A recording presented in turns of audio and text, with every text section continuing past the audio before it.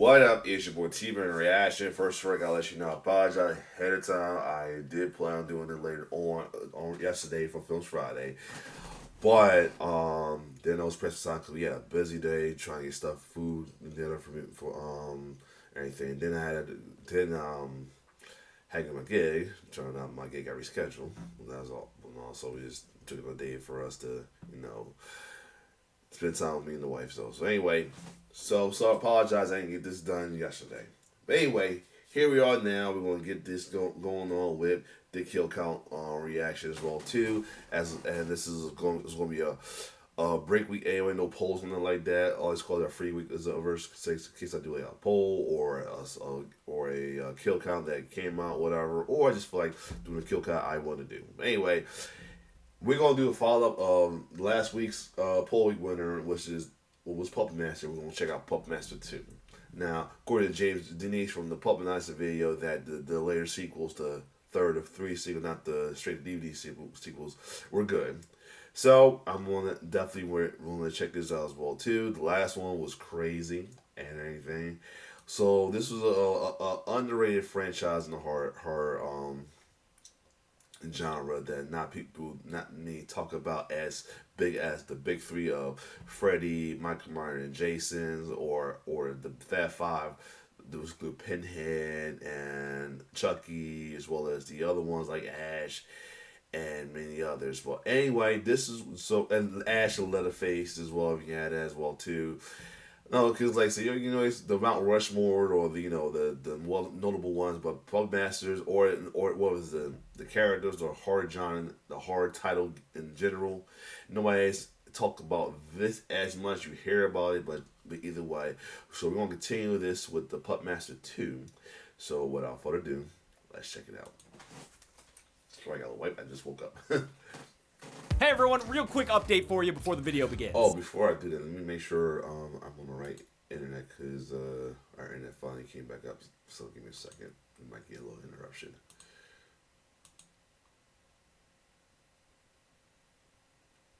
Because right now I'm on phone internet.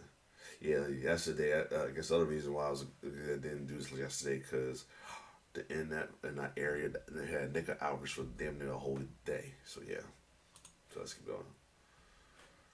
First off, if you missed this year's Dead Meat Horror Awards, make sure you go over to Dead Meat Presents and check it out. It is literally the best video we have ever made. From the presenters we have, to the information provided, to the acceptance videos that some winners sent in, to how damn good Chelsea looks. I can honestly say I've never been more proud of a video, so check that out. And second, there's all new Dead Meat merch available, including a line of products for Dead Meat Video. There's a link to that in the description, so check it out. All right, on to the One of these days, let's see.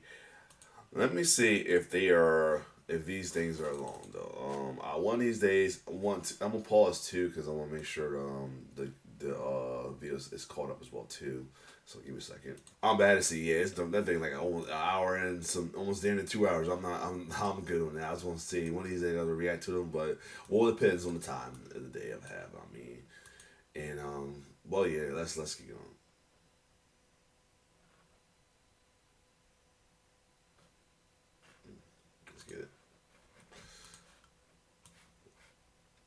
Puppets.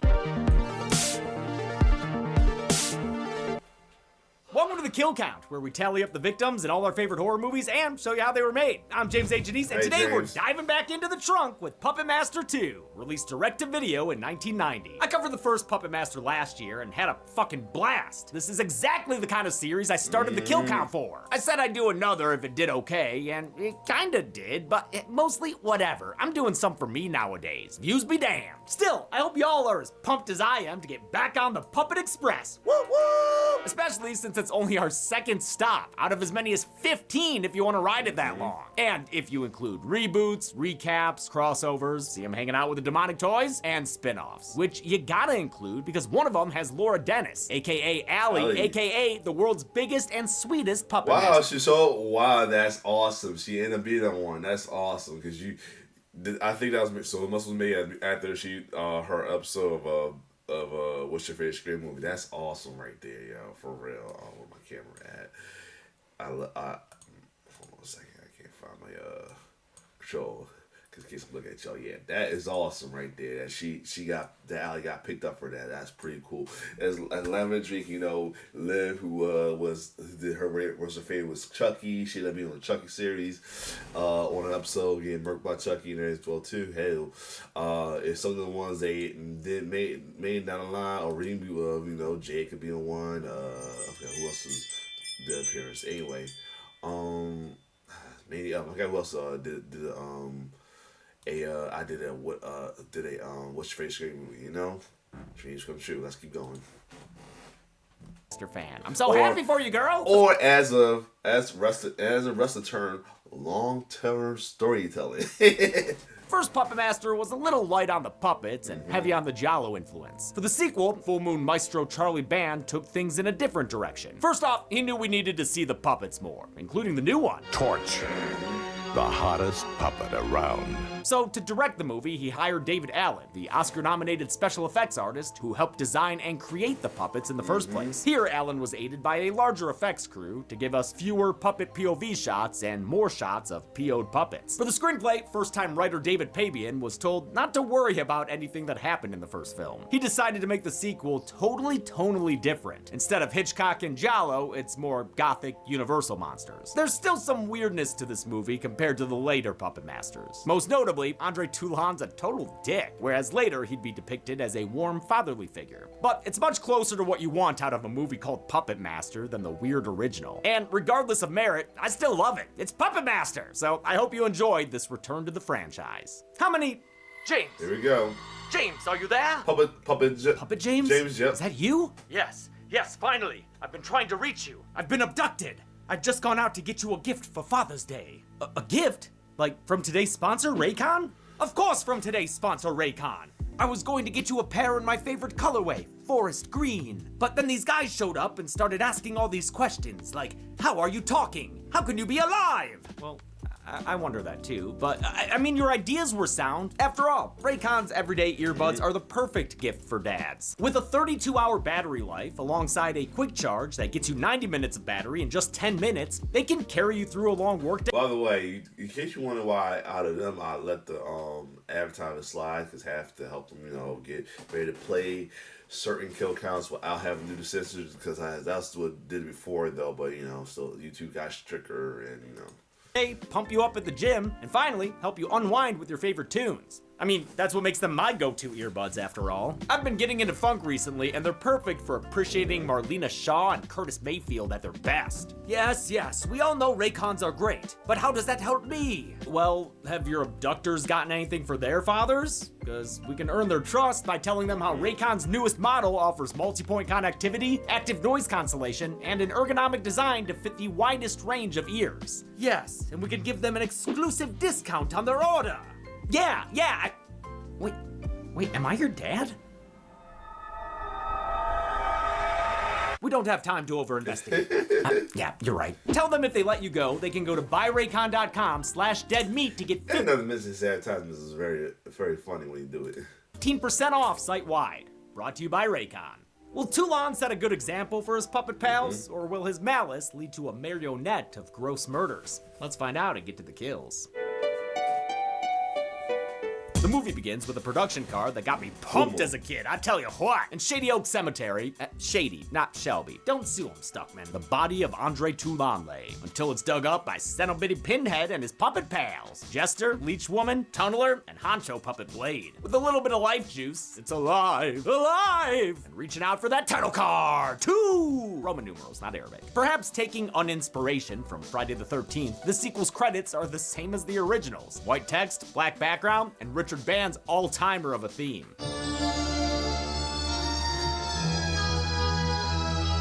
We come out to the same opening shot, too. The Bodega Bay Inn on a cliffside, sitting there getting eroded by the day. A van of paranormal investigators arrive. Will they be as horny as the psychics in Puppet Master 1? Not a fucking chance, my dude. Well, actually, maybe if they notice how well this guy's filling out them jeans right there. But no. They're too busy to be horny. In fact, they've got a screen wipe into action. They're here to investigate the death of Megan Gallagher, whom we last saw surviving the first movie and petting that reanimated dog. The Scooby Gang consists of leader Lady Carolyn, her alcoholic brother Patrick, spunky gal Wanda, and Wanda's boyfriend, CMT Lance. He's a real goofball. Cut it out, CMT Lance. Carolyn cracks open. So we getting early rendition of Paranormal Research. You know, back that was like I may have been already a thing before this though, but like he's based off of later films that based off of Paranormal Activity and all that stuff. Though we getting like an early look at what it was like back in the day around the early '90s and late '80s. Book to get Bodega Bay backstory. The hotel we know and love was built on hills that were mystical, according to an Egyptian. Like we get an early version of Ghost Hunter. There we go. Mystic. That gives it a supernatural connection to death and makes it a conduit between planes of existence or something. At night, while Pinhead be peeping. Well, sorry, I feel stupid. Because I got never look at it as like Paranoid Research. Ghostbusters, the first Ghostbusters, the part was kind of like that when they was searching the library, I guess. The parapsychologists are joined by Camille, who poo-poos their tech. You won't hear their voices on that, my dear. They will come to you when you open your mind and heart. Do you think you can capture the darkest secrets of the universe on these tiny television sets? That's because she's a psychic, leading me to wonder if she got lost on her way to the first movie. I mean, she did get lost on her way to the hotel. She had to stop for directions from this lady down the road. Turn left at the crossroads, and if your luck runs out, you'll find the place. That scene stealer lives with her husband Matthew, played by Buck Flowers, because this movie has class. Carolyn tells Camille what happened to Megan Gallagher. They found her with her brain extracted through her nose. Egyptian mummification. The gruesome murder was blamed on Alex Whitaker, protagonist of the first film, after he apparently went insane. Now he's locked up in an asylum, never to be seen or even mentioned again. Oh, except for in the comics, where he gets decapitated by Blade. Spoiler alert. Camille has an off-screen puppet scare, so she's like, nah, fuck this place, I'm straight outie. Great idea, Camille. Just don't get distracted talking to busts on your way out. What do you want? Ah, shit, we lost her. And you know it's over when Pinhead knocks her to the ground. That's puppet turf. Jester gets kinky with a gag, and Camille just kind of lays there while Pinhead drags her across the floor, giving her rug burn, I'm sure. Oh, and since this is the last time we see her alive, I guess I'll count her kill right now. The others chalk up her disappearance to the fact that Patrick was a dick to her. Wanda and Lance get back to work watching for ghosts or whatever on their PK camera. Work time becomes playtime in no time. But before yeah, that's what I say. I feel bad that I didn't think about Ghostbusters being like, oh, Paranormal Research, because it's Ghostbusters, man. It's cool. I thought it was Ghostbusting. But anyway, this is, I guess, is like what Ghostbusters started off as before they got the proton pack concussion goats. They was started as Paranormal Research. That's boobs right. can be bared, they see something on the TV. Aw, shit, a motherfucking puppet. Oh my God. Come on. See, they could have been saying the exact same things, but like in a way different tone. Oh my God. Come on! They're unable to stop Tungler from hopping up on Patrick's bed and boring a hole into his Oh shit, bow down before the one you served, Patrick. You're going to get what you deserve. Lance gets in there and does what you would do to a puppet. It just kind of tosses him across the room. And yeah, stamp him out with whatever. A light stand works. Too bad Patrick didn't think to do that. Now that guy's dead. And so is Tungler, maybe? Looks like when I find a lizard that Lucy killed. They cut open Tungler like this were the start of Saw 4 and discover the life fluid inside him. But wait, life fluid? Oh shit. I guess I'll count Tungler as a kill then. He had a life force and was a tiny humanoid. I mean, look at him. The next day, they're sitting around when John Cena busts in. Wait, it's the other Invisible. Boo. Well, but nah, right now, boo, because you know why. Oh, man. Or wait, no, it's fucking Andre Toulon. I am Eric Chani. Calling himself some French bullshit. But don't get confused, that is the titular puppet master. He just looks like shit. Please excuse my abrupt appearance. I don't think I can, dude. You're one weird-looking motherfucker. Like, I wouldn't want you near any children, that's for sure. My heart is not attuned to the merriments of children. Well, thank God for that at least. Johnny or whatever says he owns the hotel, having inherited it from Megan after she died. He's just now returned from an overseas trip for his medical condition. And don't try to be polite and say you didn't notice a condition. Dude looks like he's about to go derail a train. All of a sudden, a motorcycle guy shows up. But hey, I'm glad he waited until Patrick died, because I definitely would have gotten those dudes mixed up. If this guy does look familiar, maybe it's because he's Colin Burnson, brother of Corbin Burnson, aka everyone's favorite killer dentist. Michael here. I'm like low key thinking about checking out this only because, well, first off, that's cool as his brother. Secondly, found out that Corbin Burnson played Nev's dad on The Resident. That's him back in Dale Young. Wow. And he was on LA Law. Anyway, let's keep going. Here is Camille's son and wants to find out what happened. And I found out that their mother is like a former soap opera actress or something like that. Anyway. To his mama. Carolyn says he can stay overnight while he figures things out. Maybe in her bed. What? Who said that? Just kidding. Unless. Something spicy's going on down the road, too. Martha wakes up to find Matthew killed by Leech Woman. Oh, what? You killed Buck Flowers right off the bat? Criminal. And she didn't even use her leeches either. She's got a little puppet knife there. Martha puts up a fight and makes Lady Leech squeal with her foot. Usually gotta pay extra for that. And she James! I can't! Yeah, Jean Cooper was his mom. Yep. Jean Cooper, their mom. She was, I don't know, she was a well-known actress. I thought she was so popular, but she's, one of the Younger Wrestlers. Yep. Jean Cooper is their mom. The Burson's mom. That's why I think about it, though. But I think I did that. But the Widowmaker straight into her oven, burning her to death. Damn, the puppets are dropping like flies. Yeah, luckily, we getting kills of the puppies now. We've got a replacement. Torch, the hottest puppet around. We saw Toulon building him in the basement earlier, and he can even one-up her gun with his motherfucking flamethrower. Oh yeah, there she go. This is an awesome fire stunt. She's waving around and burning in those other mitts. It leaves Martha extra crispy, but Blade makes sure she's done, like extra sure, with his blade. Spurty.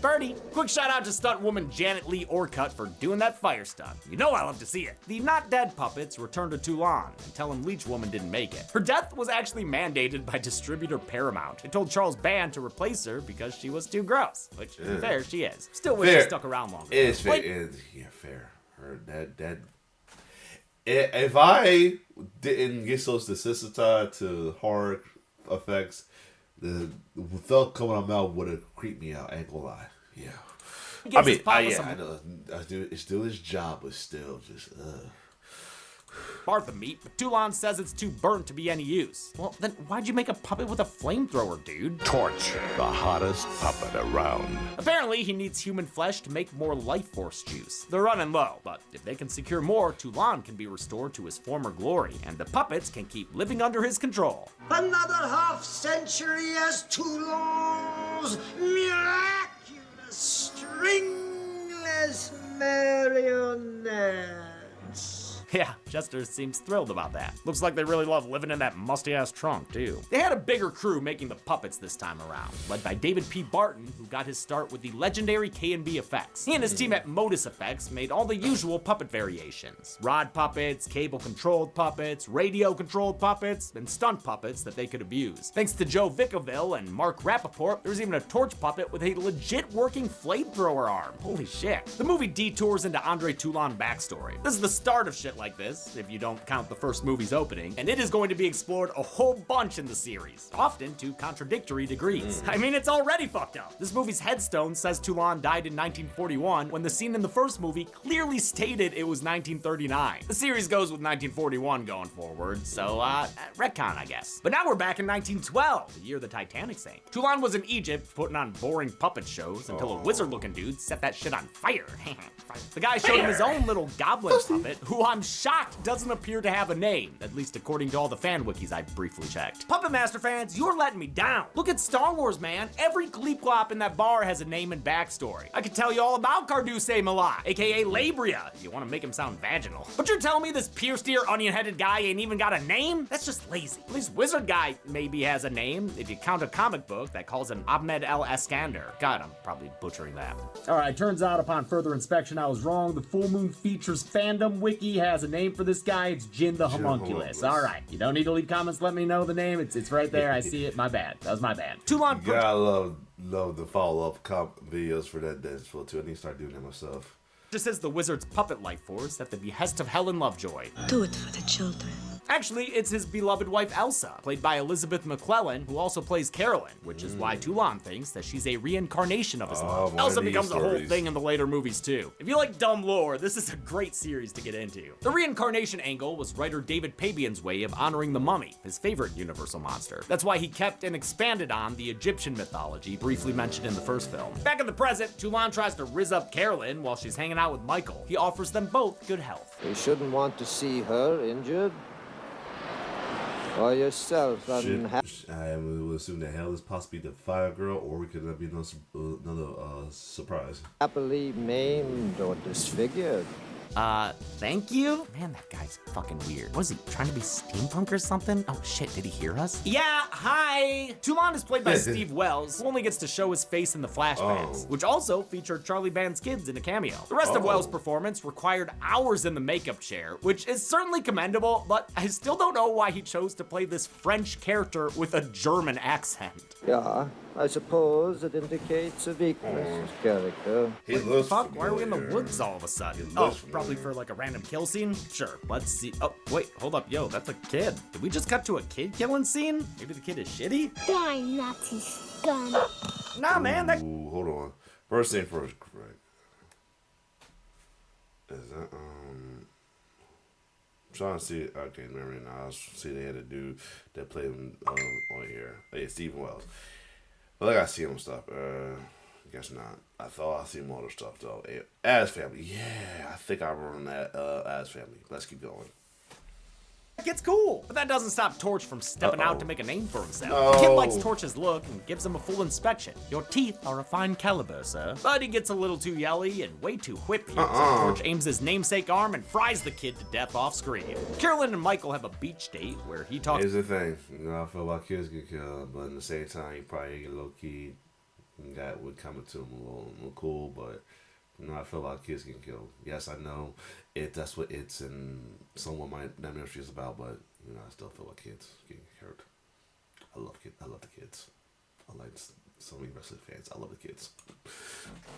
Talks about his job as a writer, and she shows off them paisley pants. Oh, and she cries about her brother's death. I mean, yeah, it's sad, but then they kiss. So you know what? Netting in the black, I think. Toulon returns to his labo science, and the puppets bring him flesh and blood in a thermos to make more life fluid. They really want that juice, man. They're licking their lips like Molly when I get her dinner. Toulon commends them for getting fresh blood, not anything from an animal or a corpse. Right, guys? Just the top shelf shit? You wouldn't lie about that. Okay, I trust you. That night, Carolyn hops on her puppet analysis app, No Strings, I'm pretty sure it's called, but Wanda tells her to log off and go touch grass. She'll take over on the click-clacking so Carolyn can go drink brown liquor with Michael. Before they can cut a rug, frickin' Toulon shows up and cuts in. Damn, Michael, getting dunked on by a dead guy. Toulon leaves, and since he's sus as fuck, Carolyn assumes he had something to do with her brother's death. Probably Michael's mom's disappearance, too. Their trauma bonding leads to a softcore sex scene, lit like it came across it on Showtime in the 90s. You know, I didn't expect the final girl to have a sex scene. I pegged Wanda for our requisite boobs for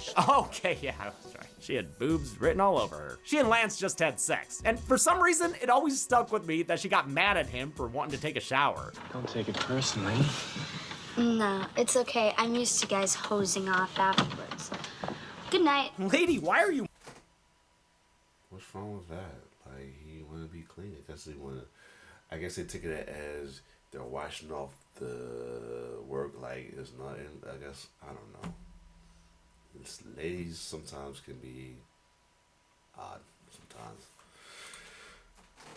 You mad? He's avoiding UTIs. You should hop in there too. Instead, she leaves, only to hear noises and come back to a very clean corpse, courtesy of Blade, who slashed Lance's throat with his, well, blade. The little Jalo guy hops off the bed and charges at Wanda, then slashes her face to hell in unconvincing close-ups. Doesn't look fatal to me, but I'll count it as a kill, since the puppets add her bits to their life goop suit. The doomed lovebirds were full moon regulars. Lance is played by Jeff Weston, who was kind of the opening kill in Demonic Toys. Oh. Like, he died without ever even seeing baby Oopsie Daisy. Wanda was played by Charlie Spradling, who Charles Band liked so much she became host of the Full Moon Fan Club and official spokesperson for the company. She didn't especially love working on this movie, though. She said director David Allen was more focused on the puppets than the actors, which, yeah, that appears to be the case. I enjoy working with actors, but the puppets, it's a whole different thing, a different satisfaction, a different fulfillment. Carolyn And that's why the movie got better. I mean, be thankful. wraps up snogging time with Michael and looks out a window to see Eric Shanae outside. Wait, is it morning already? She's walking around and it seems like it's night, but then it cuts back to him and it feels like the breakfast menu is about to end. Carolyn sneaks a peek at his puppet workshop and finds a couple of life-size creations in the closet. Toulon shows up and says he made them just for her. And don't worry about Michael, Torch is taking care of his ass. No. Oh, wait, Torch, where'd you go, dude? His ass is still alive. His ass is real alive, dude. You're gonna be in so much trouble, Torch. Especially after Michael goes under the ring and grabs grabs a fire extinguisher, which he uses to absolutely body torch. Oh wow, that doll got fucked up. Toulon tells the captive Carolyn that he's Andre Toulon and that she's his beloved Elsa. Elsa want blankie? Elsa get blankie, all warm now. He reveals his true face to Carolyn, and it is fucking horrid. My God, wow, that's gross. Good makeup though. Effects artist David P. Barton based this look on the Boromos Man, a body found in a Danish peat bog in the 40s that was preserved from like 700 BCE. Toulon mixes up a batch of his milky life fluid and tells his Elsa they're gonna transfer their souls into these puppets so they can live forever. Together. All he's gotta do is drain this shitty, gross-ass body's life force into the new one. It can be done with a handy funnel. Great, all done. Just look at this fucking nightmare. You see how easy it can be? Only a moment of pain, and then immortality. Jesus, fuck, this is an abomination. And it sounds like a dinosaur kid too!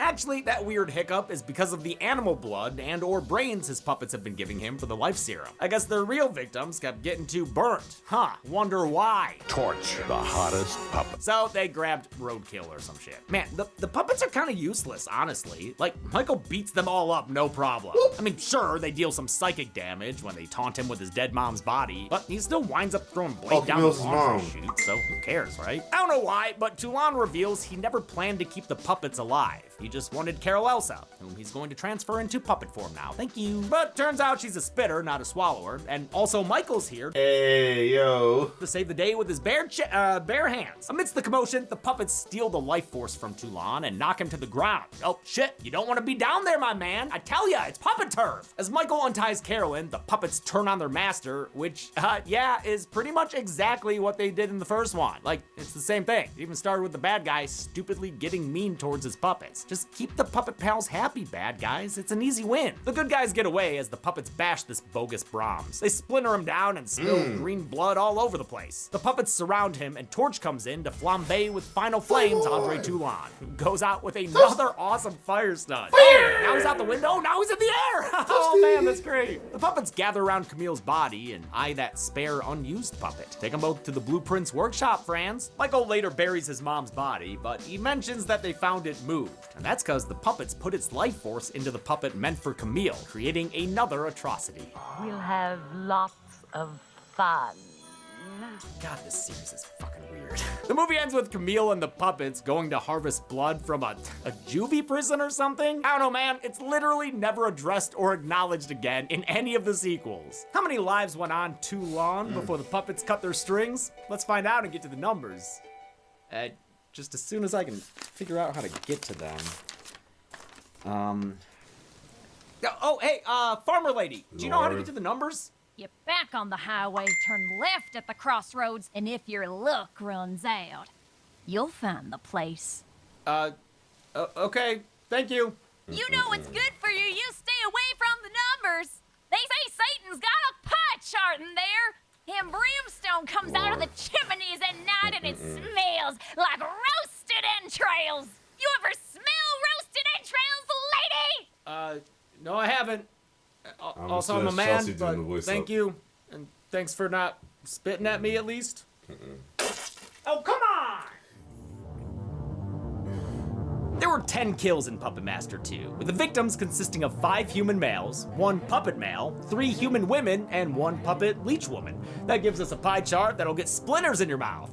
And leeches. The sequel also topped the original in kills, which frankly, you always love to see. And with a runtime of 89 minutes, it had a kill on average every 8.9 minutes. I'll give the golden chainsaw for coolest kill to Andre Toulon. I loved Martha's fire stunt, but Toulon was on fire and got defenestrated.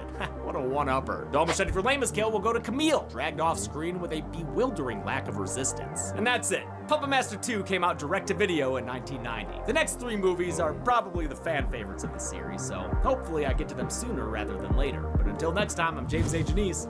It's been the Kill Count. On the next Kill Count. Oh, hi there. We're so... Alright, so we can hold on that because I did watch that one. So yeah, there's that. Let me go straight to the end of this one. Let's go.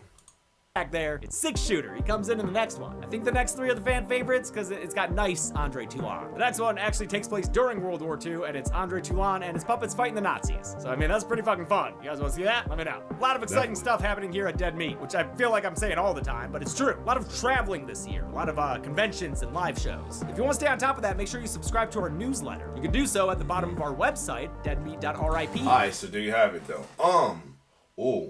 Since that did came out, let me see if I can get an idea of what's going to be the next kill count. Since Dominion took it. Oh, Dominion is long as hell. Now, the reason why I didn't do World Dominion because I haven't done any of the Jurassic Park kill count from Dead Meat though. Because I saw most of the Jurassic Park, mainly the first 2. I don't think I saw 3. I made the first 2. Anyway, but let me see. Jackson World, I should say. Let me see. We won't get an idea with the next one. I like how you trust. Let's see.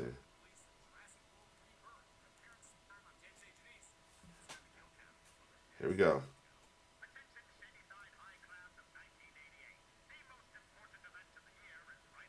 Whoa. If this is what I think it is, I gotta watch it first. Then this be the first one I need to watch it because I've been planning on watching it. It looks like it's pretty much a shady prom joint. Yep, let me hold off on that. Let me hold off on that. Nope, I have to watch that. I gotta find time when to watch it though. I'm gonna hold off on that because I will actually watch it. This is on Netflix. I didn't plan on watching it, just it's not working right now. It's because your school's off. So trying to find time to watch horror is not easy. Anyway, other than that, if you like my reaction to this, like, share, subscribe to my YouTube channel. It's your boy T. We're signing off. One love.